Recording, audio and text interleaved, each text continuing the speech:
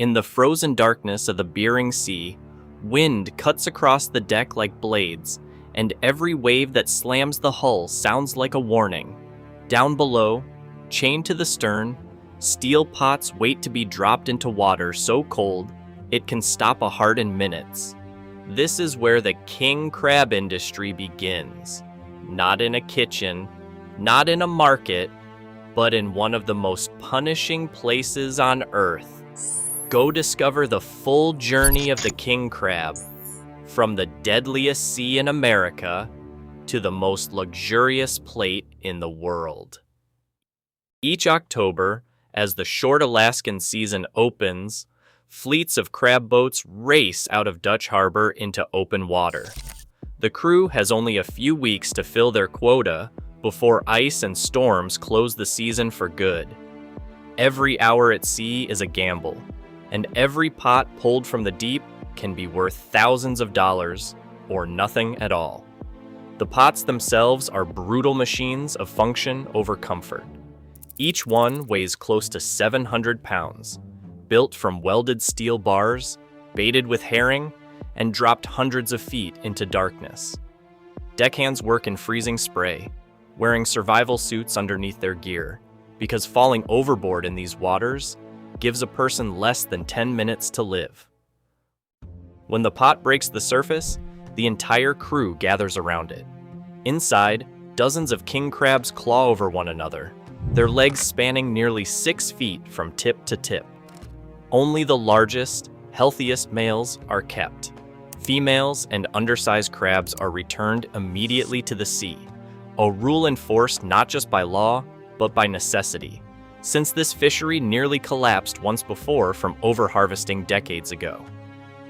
Once sorted, the crabs are dropped into circulating tanks built directly into the hull, chilled to match the temperature of their natural seabed.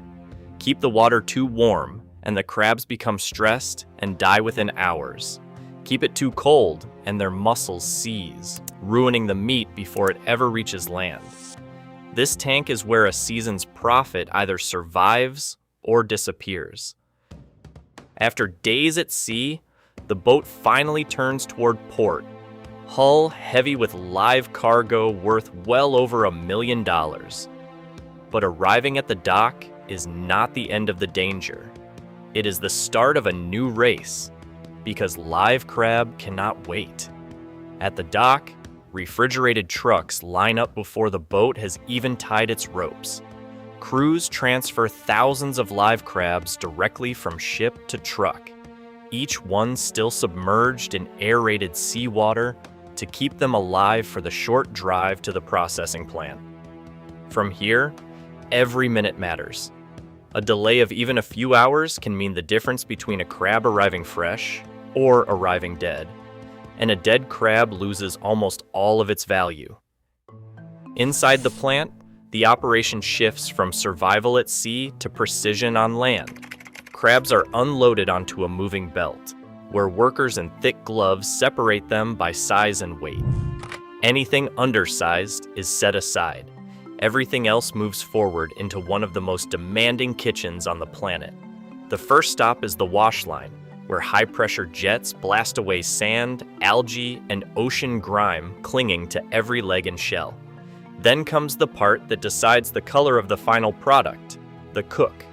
Giant steel kettles, each holding thousands of pounds of crab, boil at a controlled temperature just above 200 degrees Fahrenheit. Within minutes, the shell shifts from a dull brown to the bright orange-red color the world recognizes as king crab. Timing. Here is exact. Cook too long, and the meat turns rubbery and dry. Cook too short, and bacteria remain, risking the entire batch. As soon as the timer ends, the crabs are plunged into ice water, stopping the cooking instantly and locking the meat's texture in place. From there, workers move to the cutting stations, where crab legs are separated by hand at incredible speed. Experienced cutters can process over 1,000 pounds of crab in a single shift, each cut precise enough to keep the leg intact for presentation, since a cracked or broken leg sells for a fraction of the price of a whole one.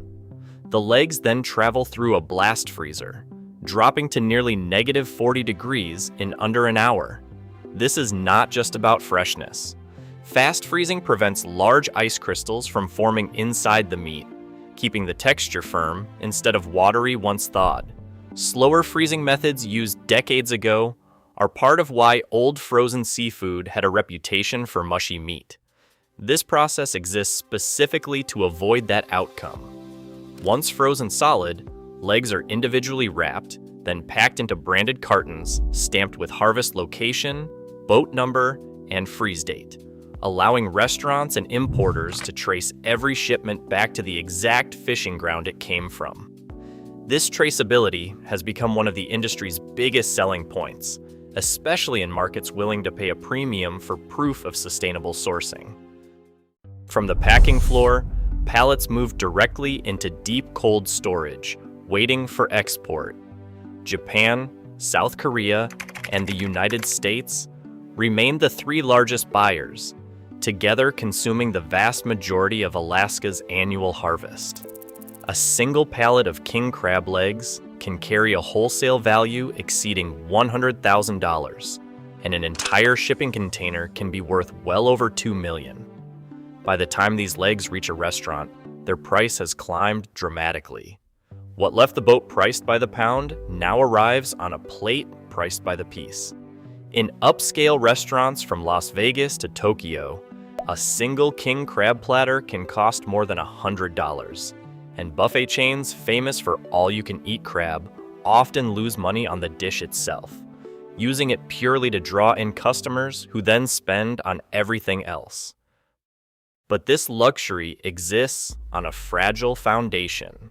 Warmer ocean temperatures have already pushed crab populations further north and deeper than researchers expected, and in recent years, entire fishing seasons have been canceled due to population crashes linked to changing sea conditions.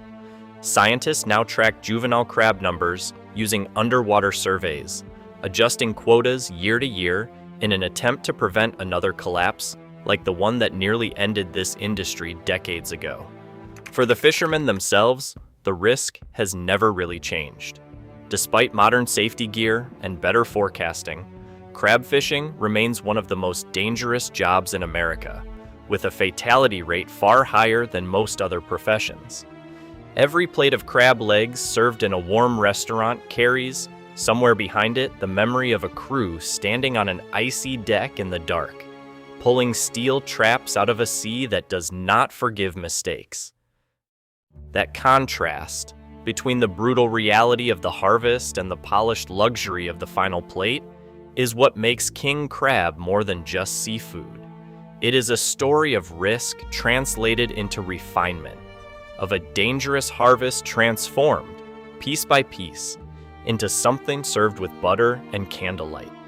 If you want to keep discovering the hidden industries behind the food on your plate, subscribe to High Industries, because the next journey is already waiting beneath the surface.